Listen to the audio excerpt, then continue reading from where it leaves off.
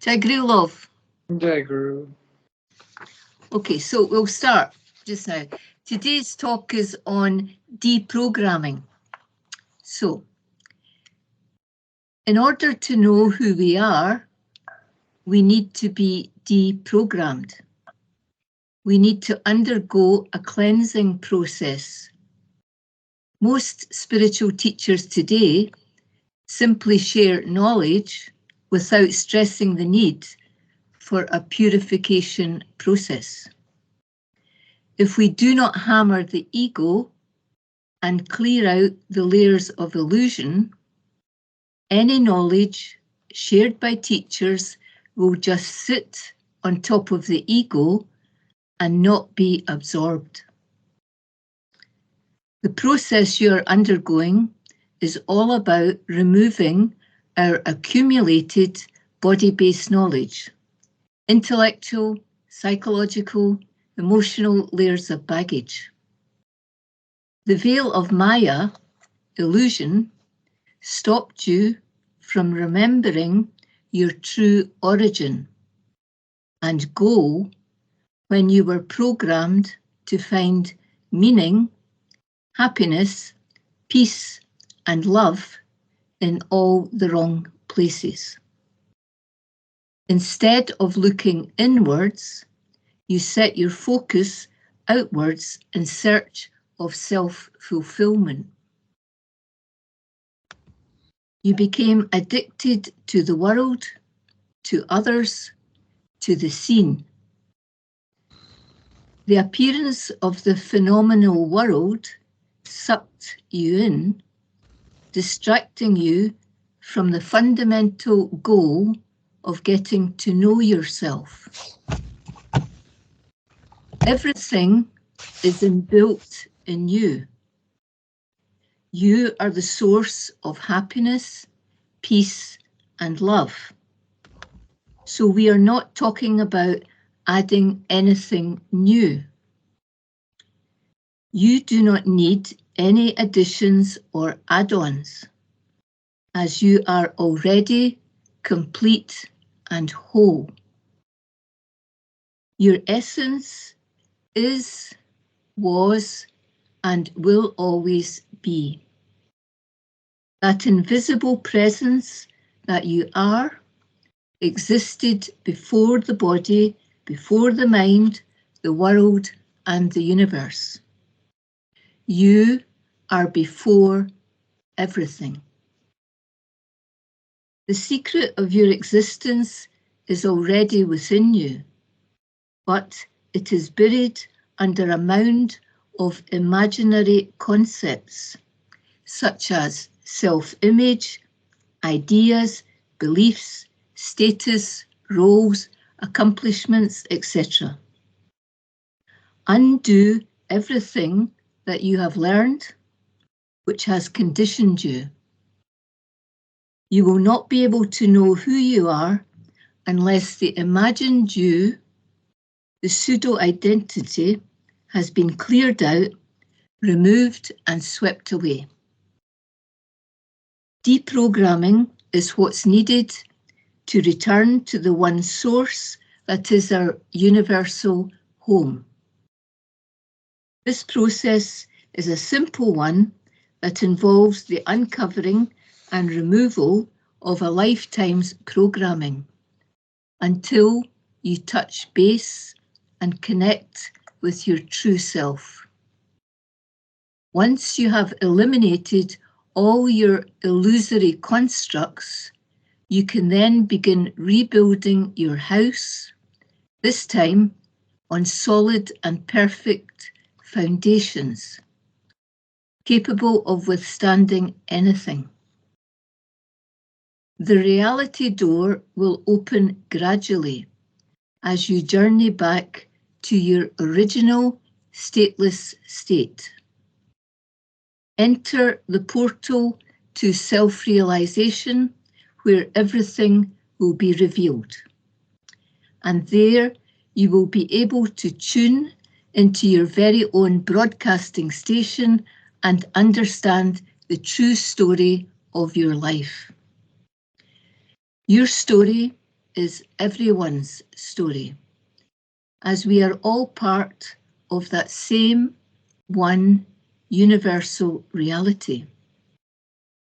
Then you will be able to enjoy unlimited happiness and unimaginable peace, which is the real goal of existence, and you will be able to enjoy it for free. No subscription or credit card number required. You are not so different from your jam-packed computer, which caught a virus that was difficult to fix. Your virus is called chronic illusion. It is full of thoughts, concepts, feelings, misinformation, memories and influences, etc. If you do not delete these infected files that have infiltrated your computer, you will not be able to upload anything until you erase these corrupted files. This virus is infecting all your space to the point where you can no longer download, install, or update anything. It is just like having a notepad crammed full of scribbles, so completely covered that there is no space left for you to write further. Presence or ultimate reality is like your computer hard drive. It is a perfect container, untouched, stainless, and pure, with infinite space. When we upload files to this container, we fill up the space like clouds obscuring the clear sky. While these add-ons cannot affect or change our presence, they can, however, overshadow everything. When we see through a glass darkly, we are given an imperfect vision that confuses and complicates everything around us. These add-ons, in the forms of thoughts, opinions, feelings, views, beliefs, etc., are not part of who you are. They are not part of your ultimate reality. Over time, you have grown attached to and very fond of these files, so much so that now you're reluctant to remove them. But they are not real, because they were all acquired secondhand. All your carefully gathered data is deceptive. Find the courage to let it all go and click delete. Clean up your hard drive and make it blank again. As Maharaj says, insert the antivirus software, the Nam mantra, to erase everything that's there. It runs faster than Google. Empty yourself and return to the way you were before you were programmed, before all the worldly impressions left their mark on you. Delete all your body-based knowledge files. All of it must go because it does not belong to your true nature. Truth does not change. Whatever changes, mental or material, is temporary and therefore time-bound and illusory.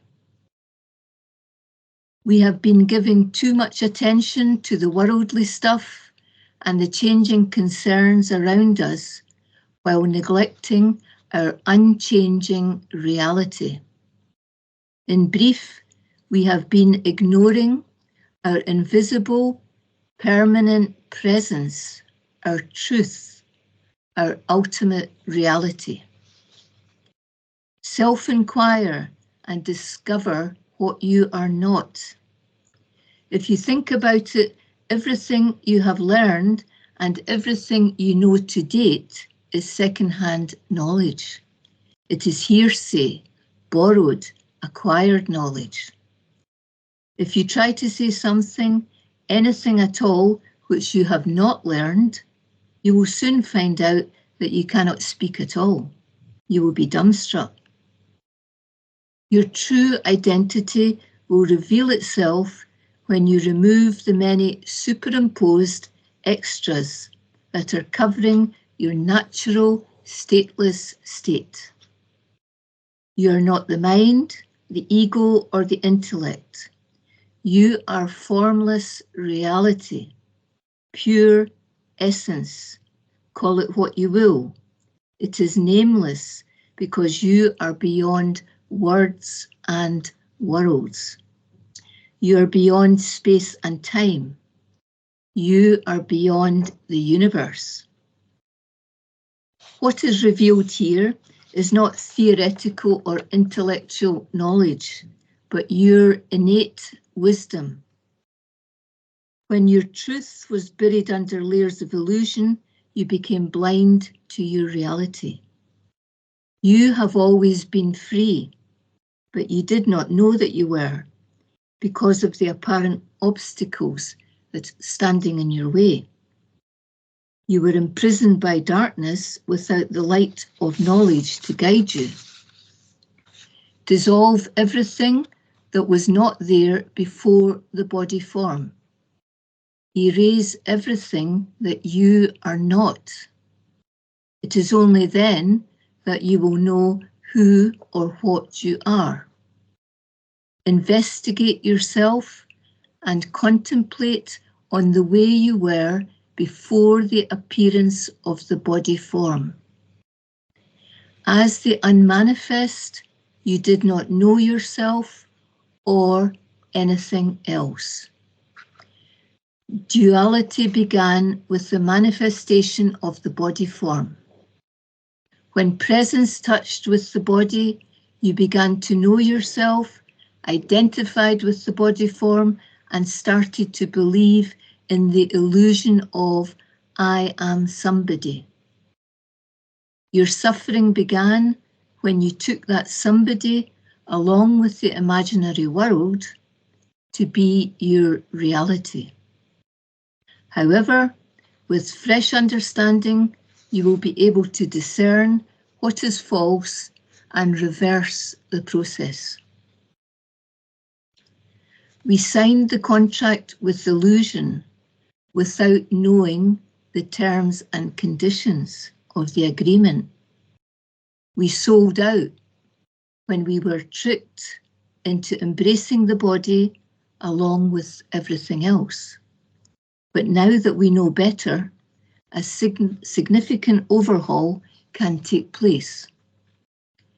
You have lived as the body form under pressure of a multitude of concepts and experiences since childhood days until now.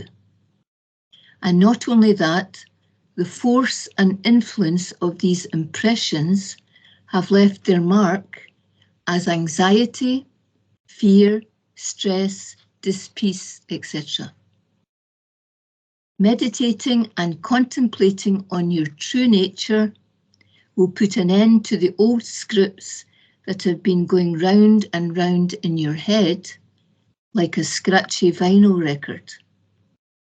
Meditation, listening to the truth, really listening and hearing it, accepting and absorbing it, will cancel the contract and the whole illusory agreement. You will then be able to see clearly without any angst. When the conviction arises that you are not the body-mind complex, the secret of your existence will reveal itself to you. The implications of this conviction are not just far-reaching, but miraculous. An end to suffering, causeless, permanent happiness, and immortality. The shift or journey back to source from illusion to reality will unravel like a thrilling adventure. That is, if you are passionate about finding out your real identity.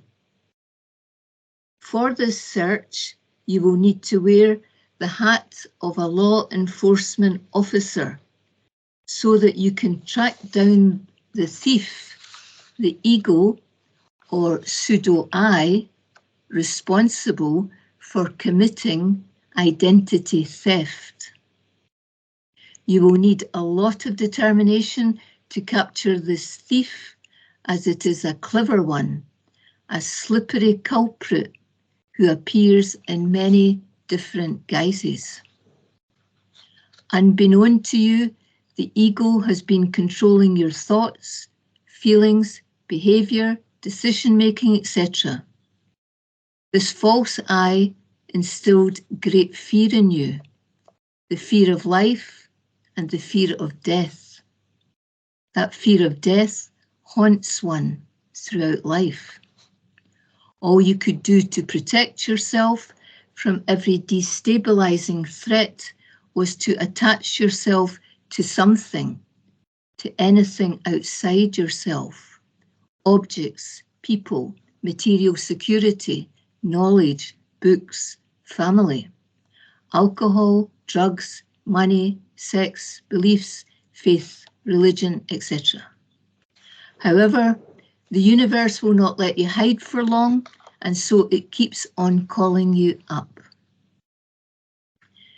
The hedonistic ego controls you and demands constant stimulation through the senses and the material world. The ego keeps the mind busy at all times, pursuing and fulfilling its desires in its quest for worldly entertainment. If you keep feeding the ego, it will keep demanding more. But when knowledge takes the place of ignorance, when you begin to starve the ego because you have caught it playing at its game, it will not be able to survive. The ego mind cannot survive unless you feed it. When the light of knowledge exposes the darkness of illusion, the imposter will finally be revealed. And when you catch the thief that stole your identity, that illusory I will finally be erased.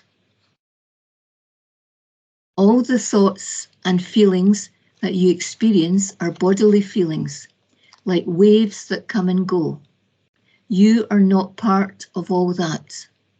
The real you is rooted, anchored, steady, and immovable. Try viewing all that appears to be happening in the same way as if you were at the cinema. While you're watching a movie, you sometimes laugh and you sometimes cry. Similarly, what you see in life is a movie that you are projecting. Try observing the moving images without identifying with them. Just witness the film. The world as you see it is your projection. Don't let the mind play with you, telling you otherwise. The mind is separate from you. You have nothing to do with it. You are nothing to do with it.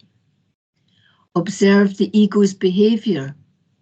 When it gets what it needs from an external object, it is happy for a while. However, if it does not get its needs met, there are tantrums, anger, anxiety, fear, and even despair. Both positive and negative emotions, including happiness, are illusory because they come from a make-believe world that serves the false ego's needs.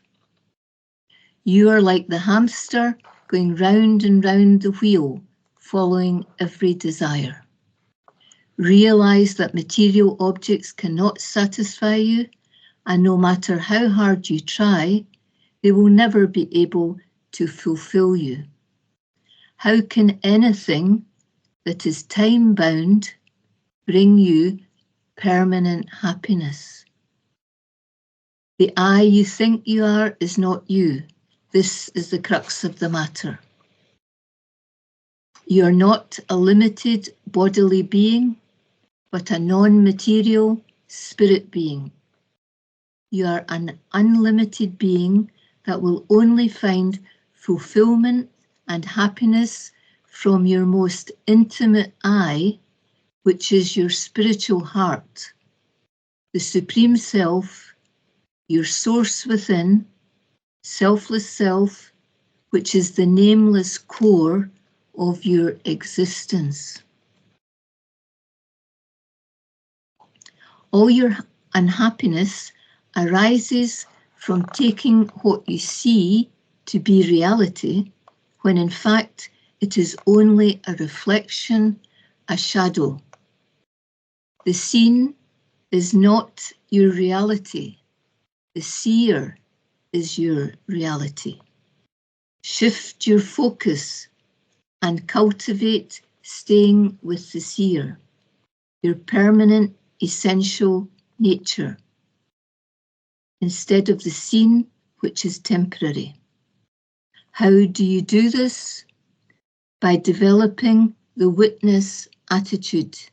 You will be able to disidentify from the thoughts, perceptions, emotions, desires, etc. Ultimately, your detachment and observation of these distracting fluctuations will prevent upsets, unhappiness, and suffering.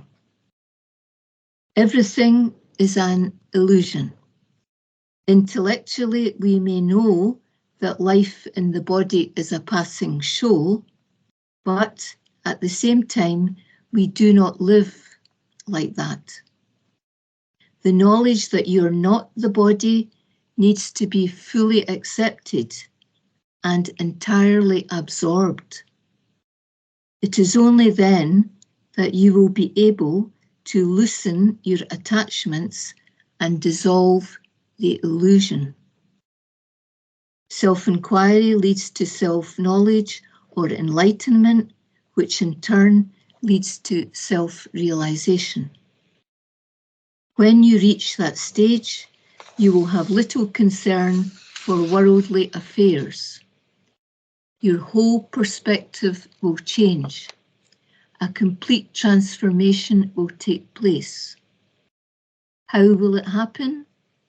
Through a deep and unwavering conviction that the body-mind is not your identity. And when this shift occurs, you will witness what is going on around you, observing the illusion instead of being a part of it. With sufficient detachment from all the imaginary happenings, you will remain untouched, uninterested, and uninvolved. When you have cleaned the slate and know who or what you are, happiness and peace will surge within. When the pseudo-ego that was controlling you has vanished completely, you will learn how to dance through life, liberating you to live freely and spontaneously. Jai Guru. Jai Guru. Now, I've got some questions.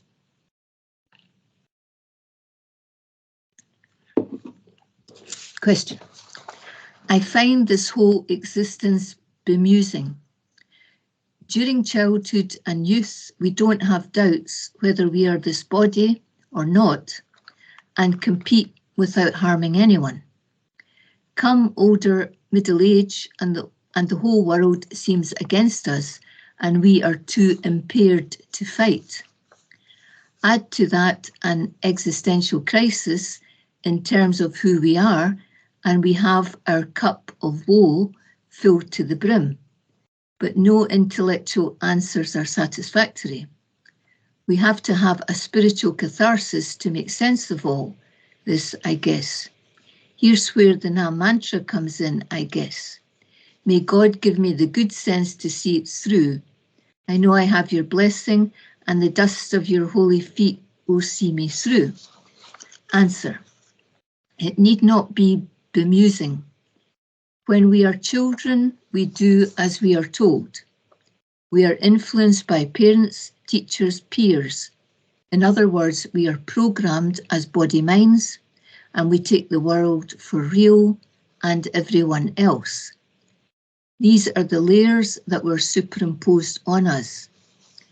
Then, as we mature, we try and find out what life is all about, its meaning, and we search. And if we are spiritually inclined, we discover answers. We know intellectual answers will not suffice. There has to be a transformation, and that occurs through deprogramming all that was superimposed and removing the layers till we uncover our innocence, true nature, as it was before we accepted all the illusion. And of course, you have my blessings and my guidance will see you through, no question. Have no doubts. There is nothing stopping you except your self-created doubts. Therefore, don't entertain them. Jai Guru. Question. I still feel depressed and sad sometimes, even though I have been practicing for some months now. And I said, who is counting? A few months is nothing. Time is a concept. Deprogramming will take as long as is needed. Don't count the months. You have been programmed over a lifetime. You cannot expect total transformation overnight. We only feel depressed or sad if we think we are somebody and take our feelings and the ups and downs of life for real. When through the process of dissolving, you know that you do not exist as a person and your true nature is revealed, then you will be liberated from your small self ego and will know that the reality that you are is all that is. Therefore, who is sad? Who is depressed? The result is causeless, permanent happiness and no death. Who can die when you are unborn? Jai Guru.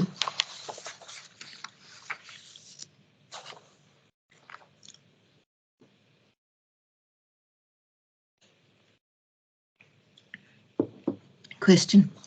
My problem is the long Ramana Maharshi influence. Somehow I have to fully tread this path without the hangover of the previous path. I have to believe that Bhagavan has led me to you and Maharaj. For me, this is the main challenge. I am at a crossroads of my spiritual sadhana. But I have to believe that Bhagavan, Ramana, sent me to you and Maharaj, period. It is his wish that I follow the Nam mantra and its assiduous practice with meditation and take this giant leap of faith to transcend my human frailties. And I will do just that, even though my ego will play all sorts of tricks to wean me away. I have your help too. Thank you. And I said, there is only one path. There is no conflict. Of course, Ramana led you to me and Maharaj. Remember Morris Friedman and Jean Dunn? They were Ramana devotees and they both went to see Nisargadatta. One and the same. I keep telling you that the Guru is not the form. There is no duality. Stop thinking so much. Stop torturing yourself. Just be at peace. Jai Guru.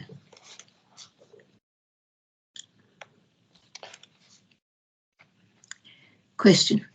I still have a deep desire for intimacy. It is hard to ignore. You, like Maharaj, do not give credence to these materialistic things which will fade away and lose significance in the practice of the Nam mantra. But I need to ask you, should I look for a relationship or just throw myself into the practice more deeply? You have not replied to my last few questions. Is everything all right? And I said, when you understand that everything is illusion, then why are you still running after, for example, the illusory form of a woman? You are not the body but presence. Without presence, all bodies are dead. So why not keep your focus on the energy that powers everything instead of on its shadow or reflection? You sound as you prefer to have a few minutes ecstasy instead of permanent ecstatic peace and joy. It is such a waste of your energy to keep clinging to desires, women, etc., all the padding show instead of that which never changes. Sometimes I don't reply to you because you're not listening to my guidance, and in spite of it, you keep repeating the same things over and over again. You know these illusions are fading, and yet you still try to hold on to them, which prevents the practice from going deeper. Take the practice seriously. There is no need to keep going over old ground. Be serious. Don't waste any more time feeding your imagination. Jai Guru.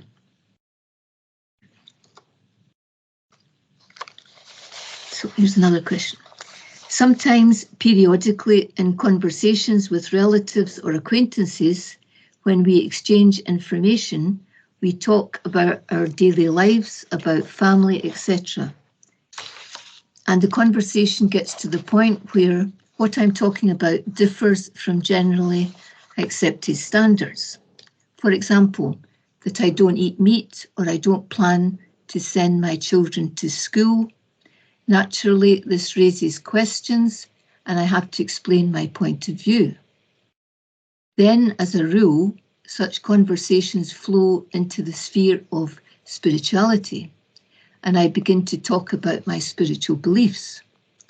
At the same time, I try not to quote the masters, except in rare cases, when a specific example or quote is very appropriate and brings clarity as never before. I mainly use spontaneous examples and principles of persuasion. But in one of his books, Nisargadatta Maharaj said that you do not need to share this knowledge with anyone until you realize. Otherwise, you will only make it worse for yourself. Why is it worse? What is the meaning of this worse? It seems to me that by convincing them or bringing information to them, I am also simultaneously convincing the invisible listener in me. Or is it worth avoiding such a thing? And I replied, you should avoid sharing this knowledge with others prior to self-realization.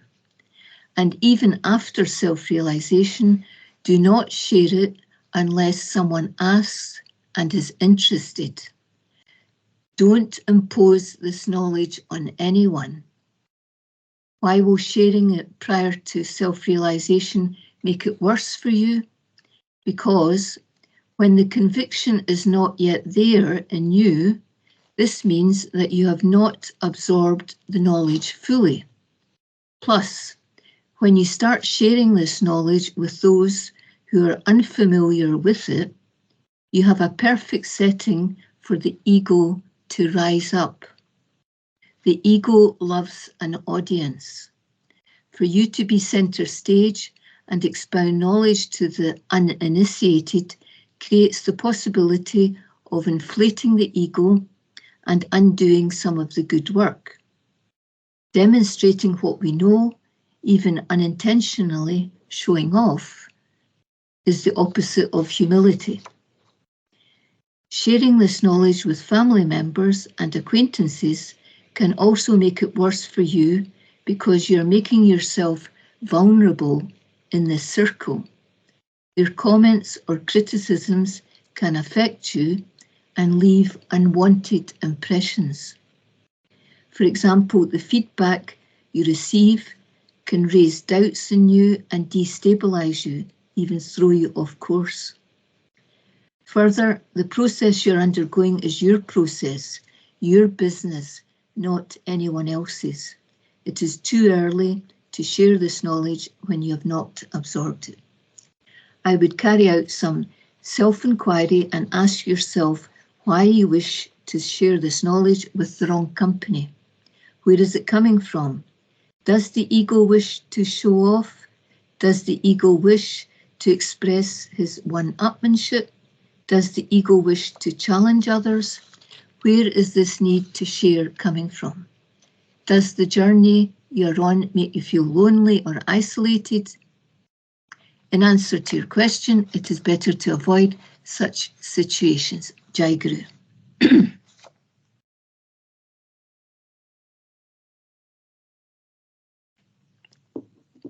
Question about worship.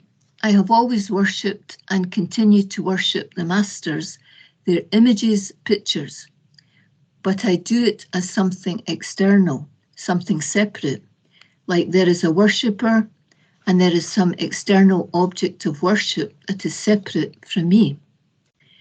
Lately, I have increasingly wanted to combine these external images together and worship this unity, to bow to the selfless self, the presence, the invisible listener, through which all these external images are projected.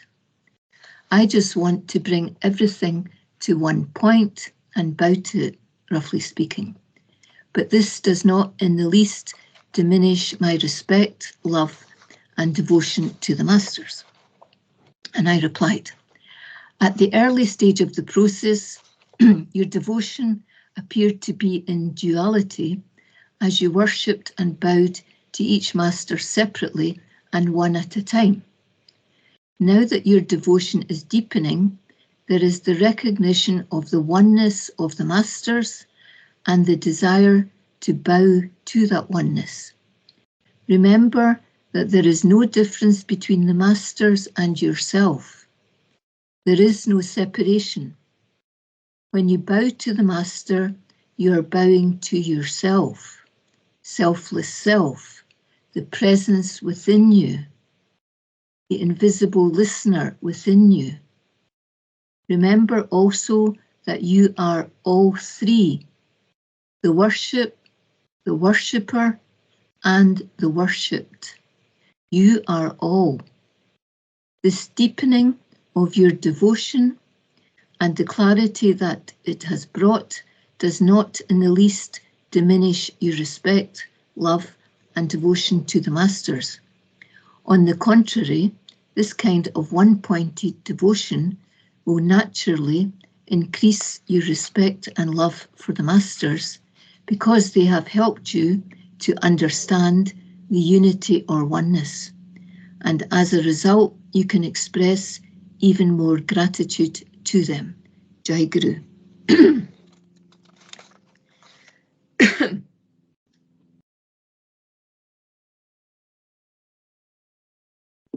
Okay, so and now to the last question.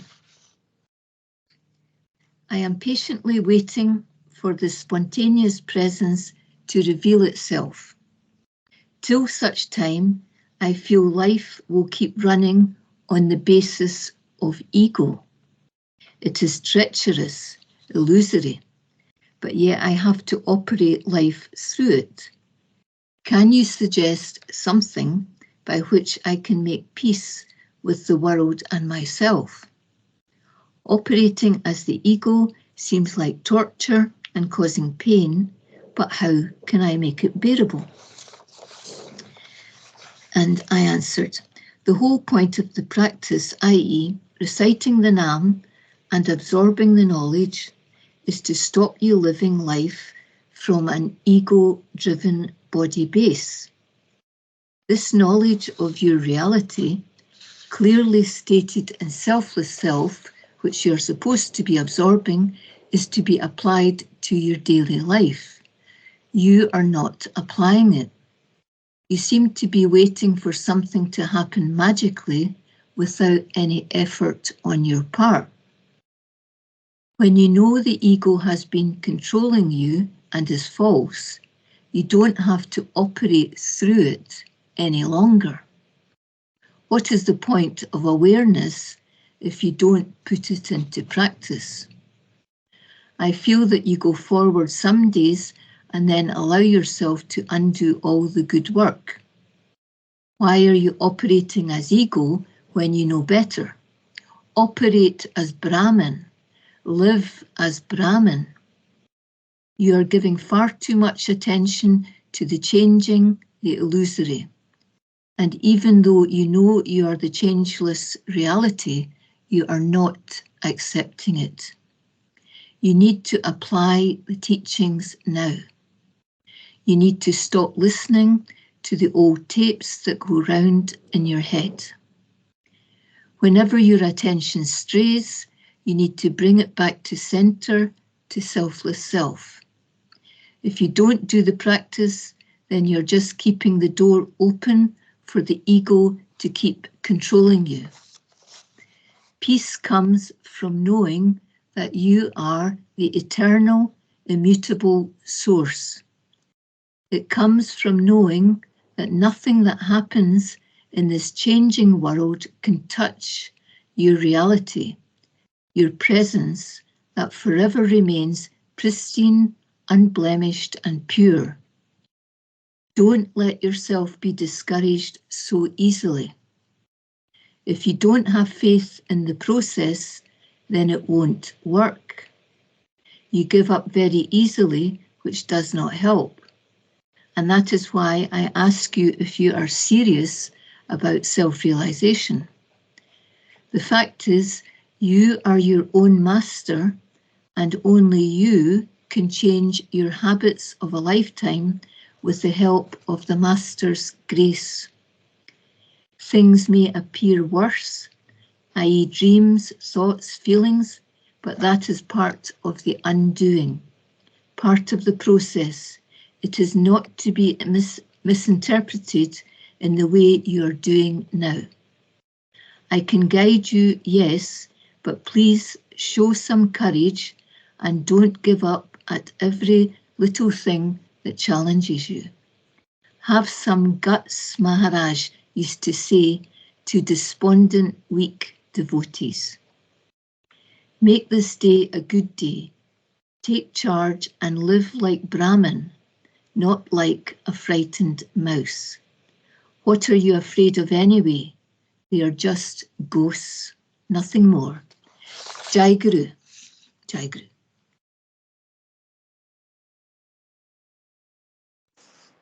So we'll close. Jai Guru.